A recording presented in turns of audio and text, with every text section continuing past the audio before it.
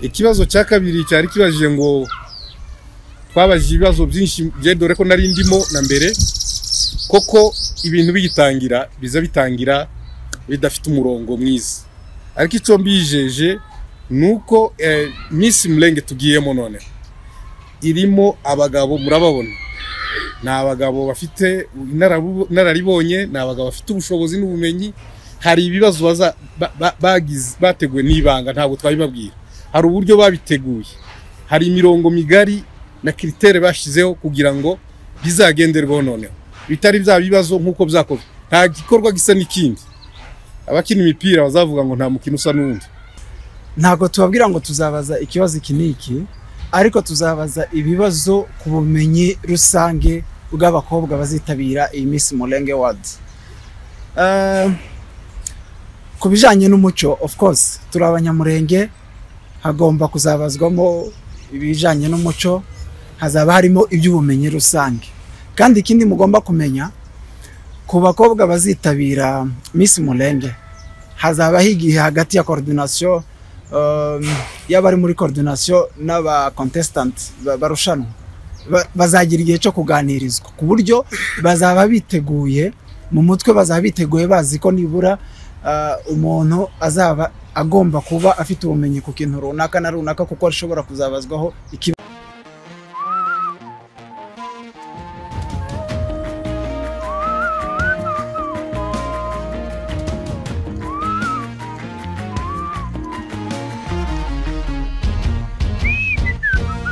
Subscribe to MendMind TV. Mugusana ibyangiritse. Murakoze cyane, nitwe twabatumiye kugira ngo tubashe kuganira namwe tangaza amakuru. Murabizi ko turi mu gikorwa cya Miss Mulenge Award kizadufasha gutoranya umukobwa mwiza w'umunyamurenge mu rwego rw'isi. Iyo tuvuze gutyo abantu baribaza ngo isi yose yarakoranye. Twatanze itangazo kugira ngo bose baboneke, ndagira ngo coordination yarabisobanuye, ababonetse bose bazapigana. Rero uko mutubona hano turaba judge bazakurikirana kino gikorwa kugira ngo bagaragaze koko umukobwa ukwiriye kuzambara ikamba ya Miss Mulenge Award. So what zavangi Ifaransa n'icyongereza ni what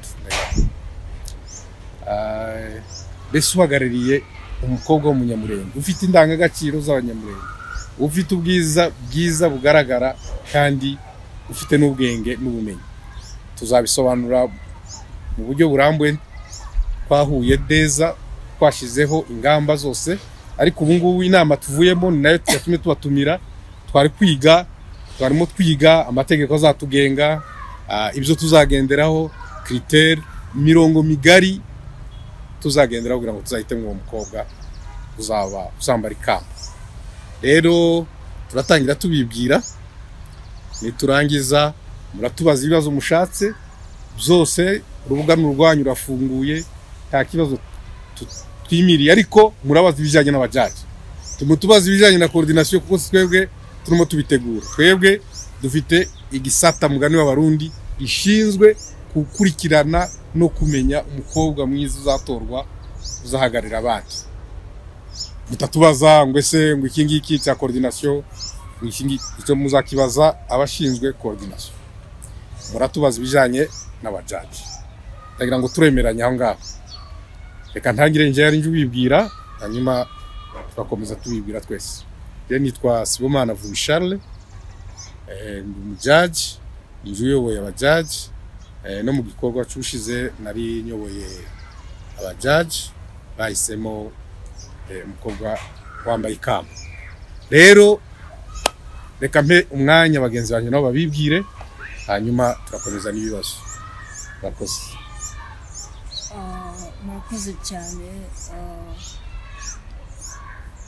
Murakoze cyane ko mu mwanya kugira ngo ushobore kubibwira.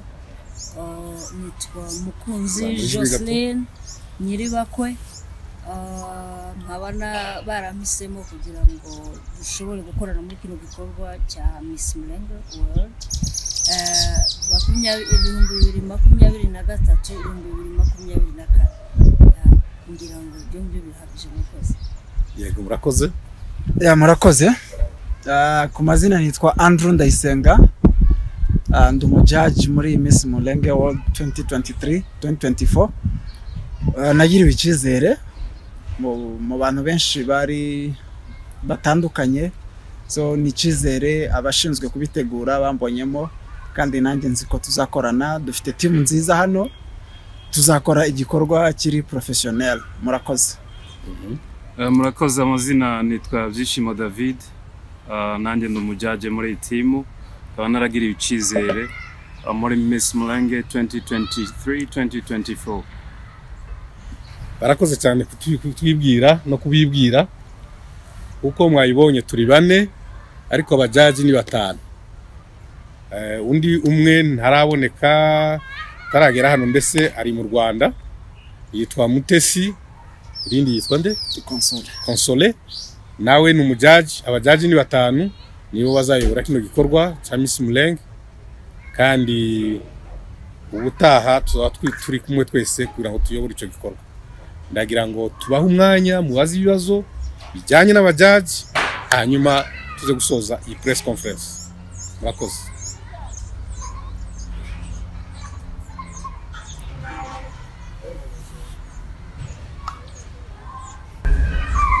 murakoze cyane ku gikorwa cyiza muvuye kutubwira. Twari tubyiteze nk'itangazamakuru kugira tubashe kumenya abajaji ba Miss Mulenge. Nitwa Yose, nkorera ikinyamakuru IITV1 Radio. Hanyuma ikibazo cyanje niki cyashingiweho kugira ngo mubashe kuba ari mwebwe mwabashije kugirirwa icyo cyizere kugira ngo muze guhagararira kino gikorwa? Murakoze. Twakira ibibazo bitanu kugira ngo tusubirize rimwe, tutasubiza kimwe ku kindi.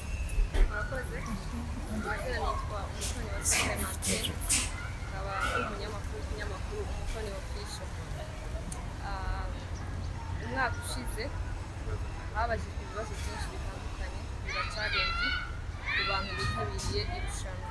Ubu ngubu noneho ko murakora iki nk'abajaji kugira ngo ibibazo bizagende neza?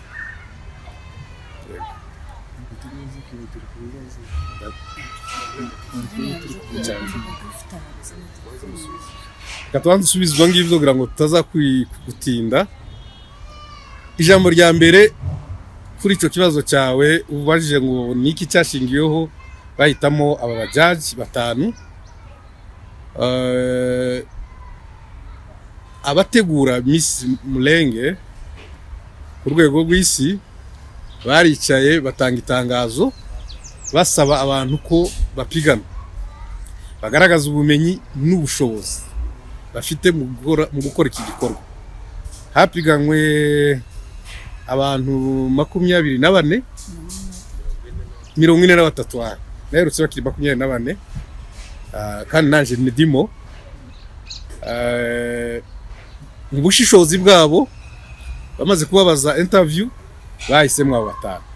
Ndumva nta bindi nzi cyane birambuye, nuko abo batanu ari bo bahisemo muri abo 43, babona ko bafite ubushobozi, bujuje qualité na critère bifuzaga zishingiye ku byo bari bagenderaho kugira ngo aribo bazayobora icyo gikorwa. Ikibazo cya kabiri cyari kibajije ngo twabajije ibibazo byinshi, dore ko nari ndimo na mbere, koko ibintu bigitangira biza bitangira bidafite umurongo mwiza. Ariko icyo mbijeje nuko Miss Mulenge tugiyemo none irimo abagabo, murababona, ni abagabo bafite inararibonye, ni abagabo bafite ubushobozi n'ubumenyi. Hari ibibazo bateguwe n'ibanga, ntabwo twabibabwira. Hari uburyo babiteguye, hari imirongo migari na critère bashizeho kugira ngo bizagenderwaho noneho, bitari bya bibazo nkuko byakozwe. Nta gikorwa gisa n'ikindi. Abakina imipira bazavuga ngo nta mukino usa n'undi.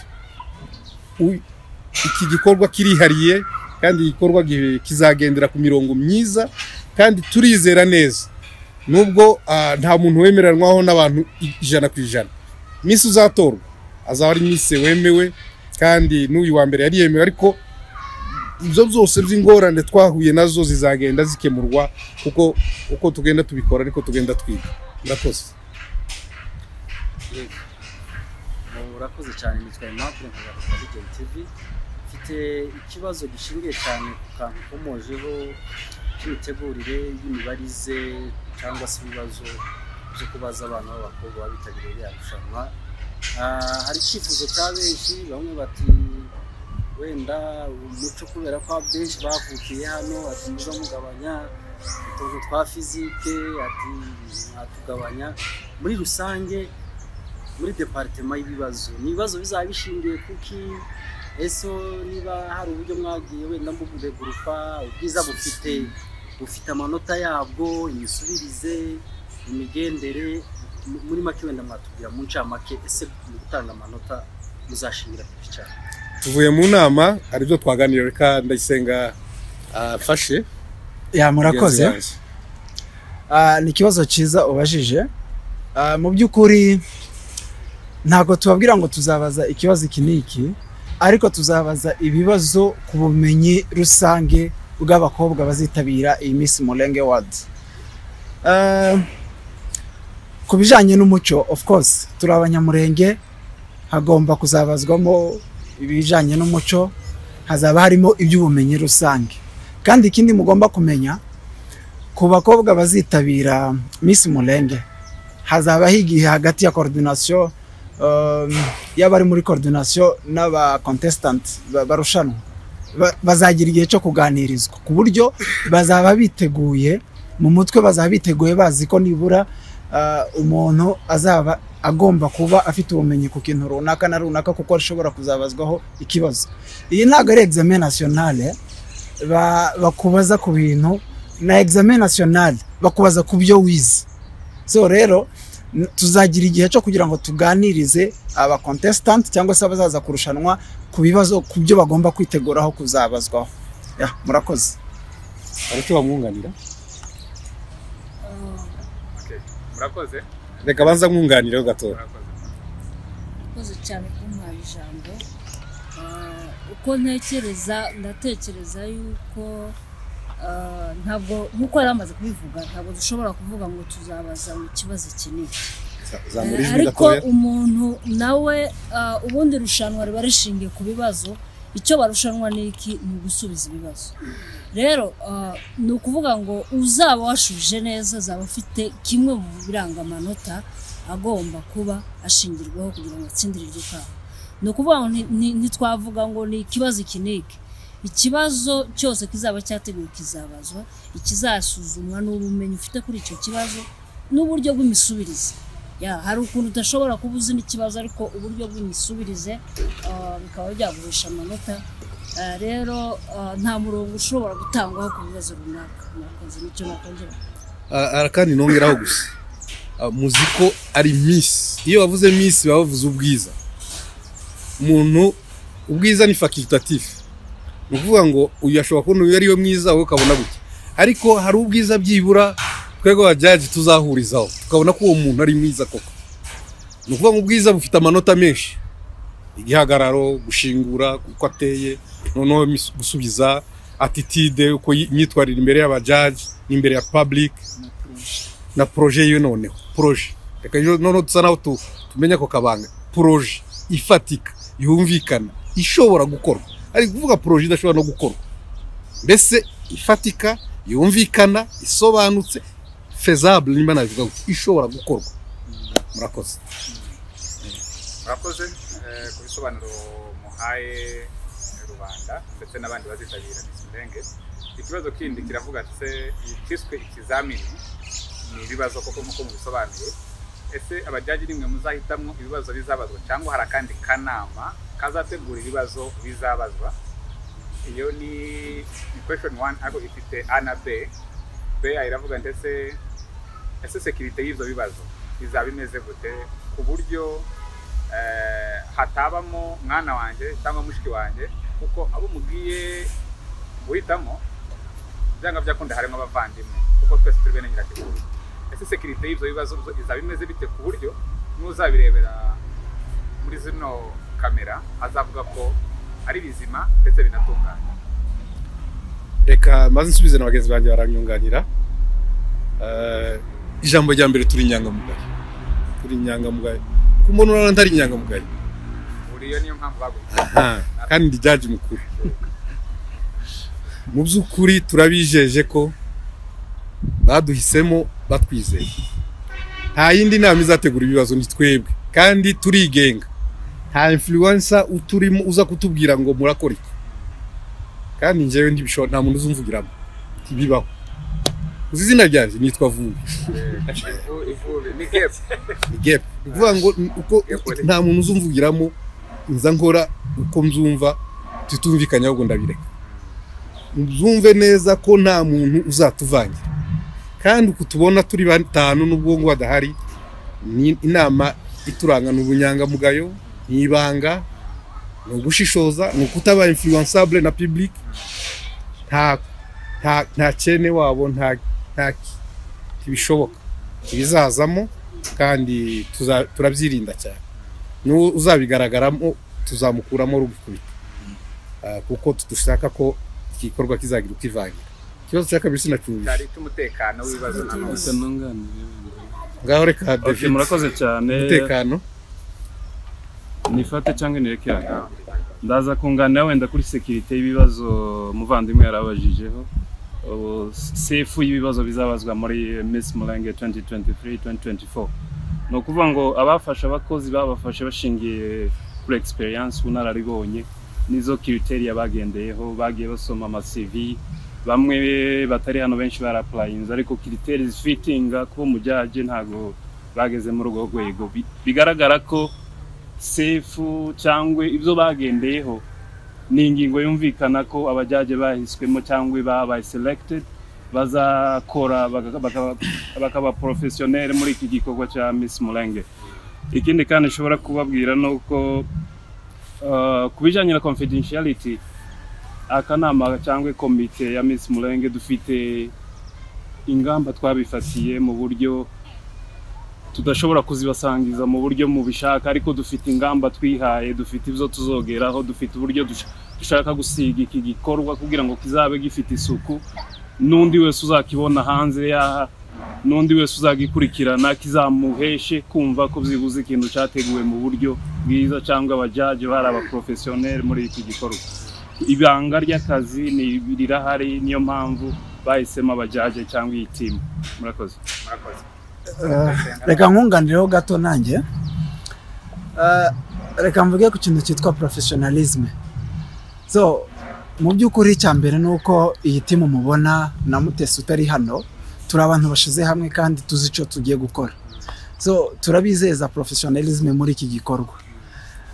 Waruvuze ati wenda ese ntiyashobora kuba harimo abavandimwe tukabaha iyo faveur bazabaho kuko ntago tuzabaza abazayizamo. Irafunguye kuri buri mukobwa wese na mushiki wanje irafunguye na twese abavandimwe irafunguye. Hazatsinda umuntu bikwiriye. Iki cyo ndakibijeje yuko hamwe ni groupe turi kumwe umuntu uzatsinda hari no umuntu uzaba wujuje criterias twebwe tuzaba twashizeho abajaji tuzagendera. Waba ufitanye isano na runaka, waba uri umukobwa wanje, waba uri mushiki wanje, ari wewe uzujuje kurusha abandi, ari wewe ufite amanota kurusha abandi. Ntago twebwe tuzaba influence na media, ntago tuzaba influence na public, ntago tuzaba influence n'aba contestant. Dufite amabwiriza n'amategeko tuzagendera. Biri very clear rwose. Baza ko nanjye ntunganira gato kuri icyo ngicyo. Yes, merci beaucoup. Aba bantu mubona uko turi bane turi hano n'undi utari hano nta numwe utazi ikintu bita confidentiality y'akazi cyangwa secret professionnel. Twese turabizi ko twese hano turabizi yuko umuntu mukaza hawe uretse naka baduhaye tuzi yuko ugomba kugira ibanga ry'akazi mu bintu twatoje. Hanyuma ikindi cya kabiri kuri ibyo bya security ni security. Ntabwo watubwira ubunye ngo tuyikubwire kuko ntabwo bikibaye security. rero bifite uko byagenwe ibyo bintu bizakorwa muri security ntabwo twabitangaza amakuru cyangwa ngo tubiguhe kuko ntibikibaye security dushobora kukubwira uko bizagenda kugira ngo bikaba bitakibaye security ukaba wahajya nimba par exemple dushobora kuba tuzabibitsa umuntu wewe ukajya gushaka uwo muntu donc ntabwo twakubwiriye security ariyo ariko icyo ugomba kumenya iragenwe security y'ukuntu aho ibyo bibazo bizashirwa uko bizagenda. Murakoze ntabwo nihereranye ijambo ariko turabaza ngo tubareze benshi ndetse tunasobanuze ibibazo bibiri ndabibaza umukuru w'abajije w'abajaji kuko iwe n'ubundi niwe ukuriye n'akanama kapenis Mulenge y'ubushize. Ese abantu bitabiriye benshi umwaka ushize ariko ni bakeya batsinze.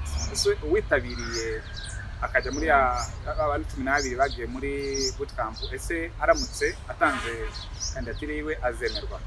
Icyo ni kimwe. Icya kabiri, muribuka ko muri kino gihugu turimo ubwo bajaga gutangaza perezida muri Bomas abandi bajaji berekeye muri Serena Hotel kuvuga ko batifatikanyije n'iyo nsinzi cyangwa se nayo matangazo.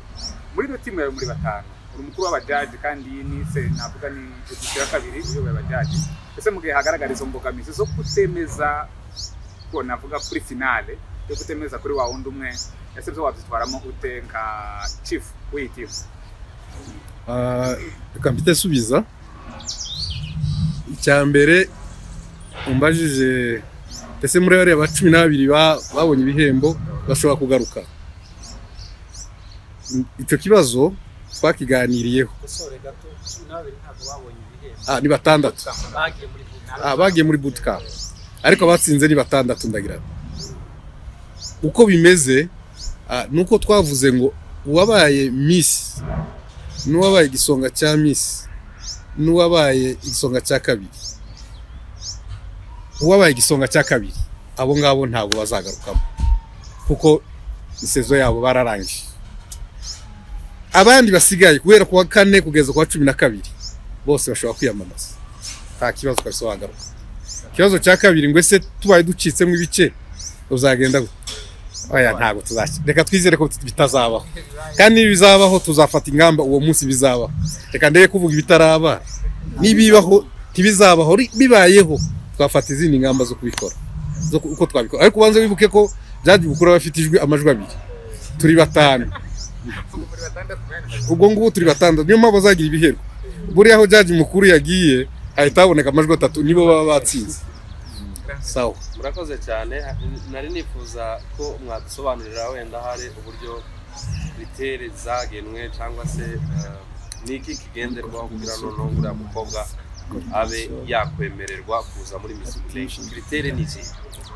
Ariko ibyo ngibyo muzayibaza coordination. Coordinateur arahari niyo bateguye twebwe badushirije ibintu byanditse. Twe tugomba kubitangaza nibo babitangaje.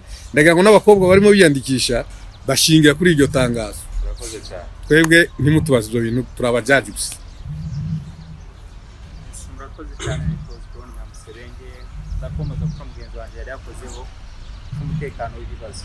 Umutekano urimo kubiri hari uko bashobora kuziba hakaba naho ibibazo zagiye bisubirwamo bakabibaza umunsi wa mbere no ku munsi wa kabiri. Ikibazo se kizongera gisubire kibeho. Warubajije ngo umutekano w'ibibazo. Ibibazo bitegurwa muri computer. Iyo computer ni yanje. Nije ubibitse. Ushaka kuzaza kuntera ngo antere mu rugo ngo bijane cyangwa icyo gizaba ari intambara.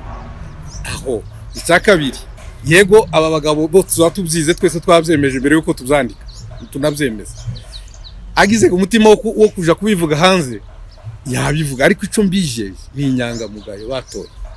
Ndabijeje kuko aba bantu bataha nta numwe uzagenda gutangaza ibibazo bitarabazwa ibizaba kandi niyo nadatangaza agiye akabiheza umukobwa nanone udafite izindi kritere ibibazo sizo bizashingwaho zonyine. Twizere ko bitazabaho. Twizere ko ibyo bibazo ibyo bitazataba. Ariko binabaye binatanzwe nanundi yo kuzuza bya bindi byose twashingiyeho twagize ibanga tuzashingiraho kugira ngo tumutore. Ndabona ari Nyamujareti uraho neza. Ukomeza ubyumve neza uhagarariye abakobwa niyo haba iyo fuite d'information y'ibibazo ibibazo bifite amanota makeya hari izindi critère dushingiyeho wewe tutashaka kubabwira nga nazo zubakiraho kugira ngo duhite mu misi n'ibibazo bifite amanota 30 abe niyo yobyiba akabyiba umunsi wa mbere kugeza dushoje sico zatuma tsinda 30% y'ibibazo ariko ndabijeje yaba David yaba Ndayisenga yaba Mukunzi yaba njewe na Mutesi mutwizere muratwizeye ariko kurasa naho mutatwizeye muratwizeye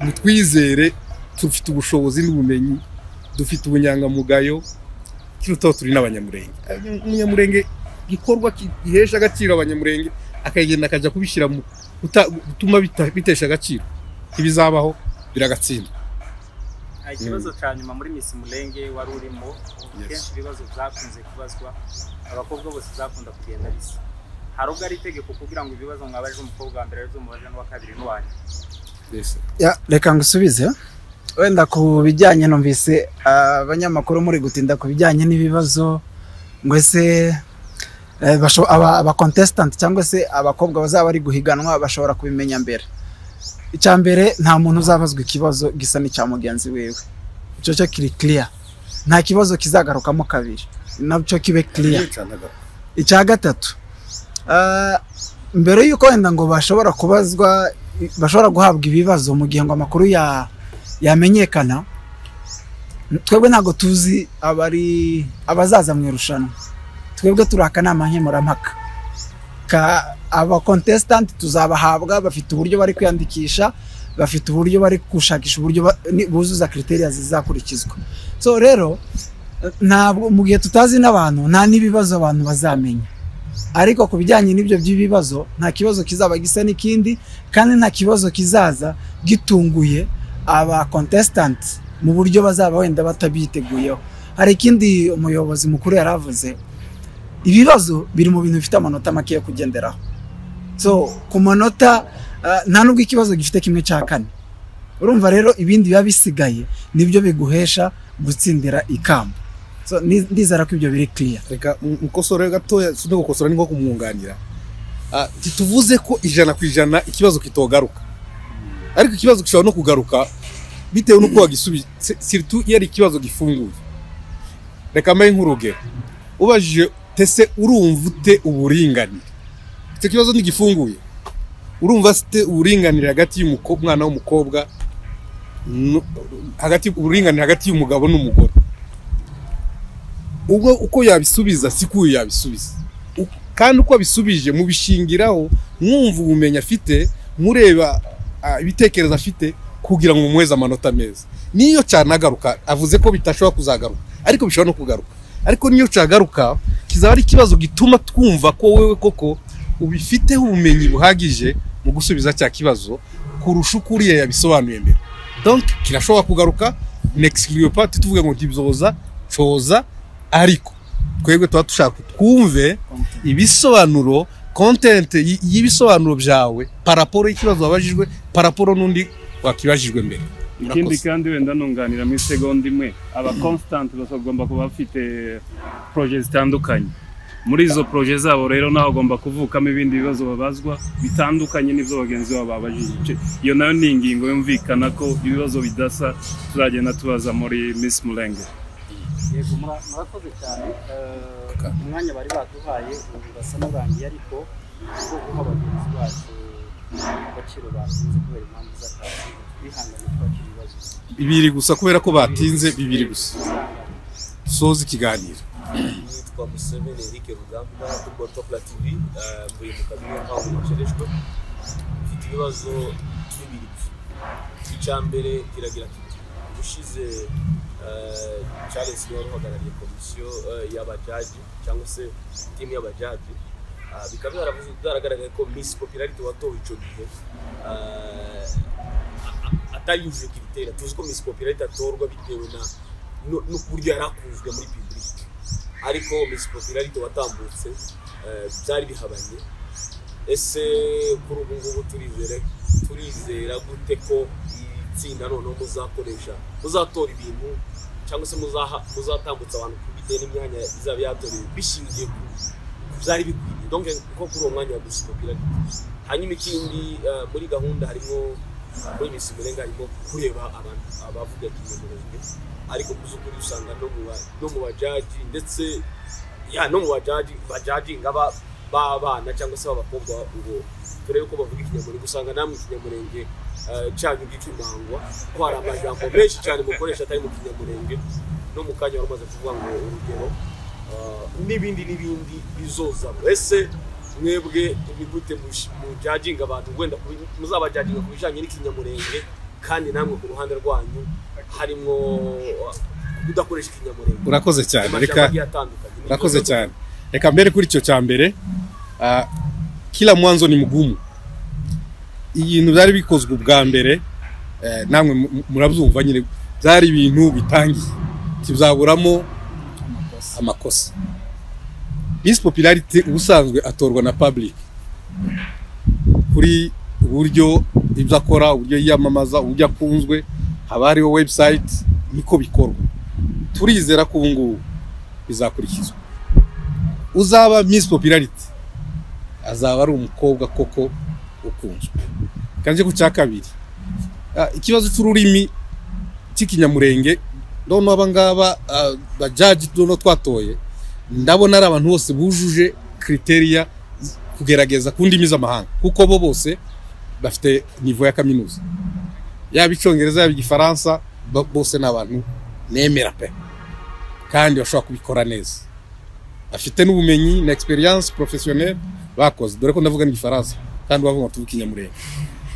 Ntabwo twabuza amateka turimo nayo twabayemo, ntatuma tuvuga twese ikinyamurenge cyiza. Abe nuko ndavuga harimo n'ikinyarwanda kubera ko nabaye no mu Rwanda, hariko ndashira muri Kirundi kubera ko nabaye ni Burundi, hari abana babaye Burundi, hari abana babaye hano muri Kenya.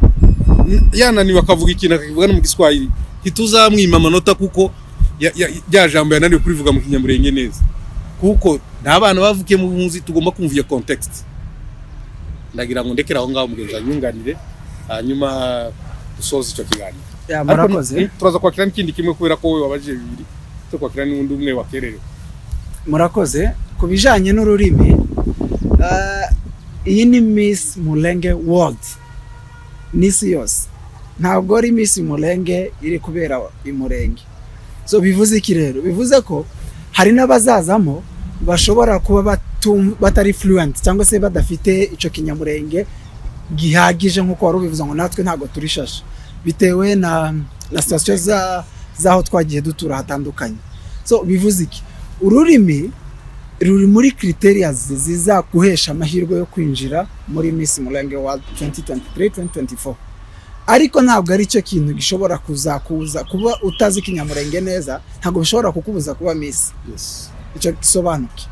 So rero niyo mpamvu yarabivuze ko mu by'ukuri cyo tuzareba ni ukureba ibyo ushoboye muri bya bindi tugenderaho. Iyo ni criteria ntoya cyane cyangwa se ni kamwe twashingiraho, ariko katareba judgment cyane, kareba ahubwo coordination. Murakoze. Kananje nunganire byere kamere kuri icyo ngicyo cyane Museveni yavuze ngo abajaji bashobora nabo bwabo barakemangwa. Deja nawe si ikinyamurenge bakoresheje, ukemangwa si ikinyamurenge. Hariho ukuntu ururimi rukwemfuwansa bitewe n'ahantu wabaye, ariko ururimi ntirushobora kugukuraho icyo uri cyo. Ni ukuvuga ngo n'abano bana b'abanyamurenge bazaza kwiyamamaza, ndatekereza ko ni bake cyane bashobora kuba barakuriye umurenge. Bishobora kuba impamvu imwe ishobora gutuma tutavuga ikinyamurenge gisesuye kugira ngo bashobore kumva nabo icyo turi kuvuga. Hanyuma ikindi cya kabiri, twese nubwo wenda tutaba twarakuriye imurenge cyangwa tutazi icyo kinyamurenge comme il faut, ariko ntibivuga yuko tutakuriye muri societe z'abanyamurenge. Twakuriye muri societe z'abanyamurenge. Nk'ibyo wari uvuze ngo umaze kuvuga ngo urugero ni umufano mu kinyamurenge, si uko nari mbiyobewe, ariko tuba tubizi, ariko tuba tugira ngo message ishobore gutambuka neza igere kubigenewe. Ushobora gukoresha umufano umwana w'umunyamurenge uri kubwira we ntiyumva umufano cyacu. So ni ukuvuga ngo nibiramuka bibaye bien défini, tukavuga tuzakoresha ikinyamurenge gusa.